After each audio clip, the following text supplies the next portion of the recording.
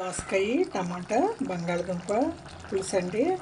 Almost ఉడికిపోయినట్టే. కొంచెం ముందు ఆపేయాలండి, కుండ కదా, ఇంకా 10 నిమిషాలు ఉడుకుతుంది. మన స్టవ్ ఆపిన కుండ ఉడుకుతూనే ఉంటుంది. పులుసు నేను పప్పు పెసలుడికిచ్చి నీళ్ళు వేసాను కదండి, కొంచెం బ్రౌన్ కలర్ వచ్చి కొంచెం ఇదిగా ఉంది, లేదంటే రెడ్గా వస్తుంది. ఈ పప్పు టేస్ట్ అది బాగుంటుందండి. ఉడికించిన స్ప్రౌట్స్ అన్నీ ఉడికించిన నీళ్ళు పారేయనండి, మనం ఏదో విధంగా వాడుకుంటూ ఉండాలి. పోషకాలు టేస్ట్ కూడా. ఇదండి బంగాళదుంప, టమాటా, దోసకాయ, మెయిన్ దోసకాయ అండి. వీటికి సపోర్ట్ బంగాళదుంప ఇచ్చాను.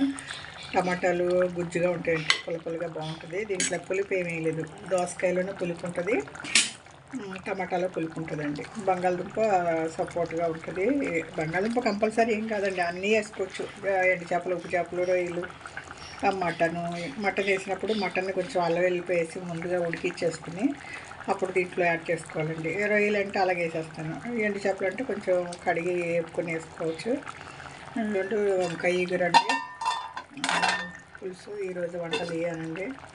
ఇది వెస్ట్ గోదావరి అమ్మమ్మ వంటలు అండి. స్టవ్ ఆపేసిన కుండ 10 నిమిషాలు ఉడుకుతుంది, అందుకే కొంచెం ముందు ఆపేస్తున్నాను.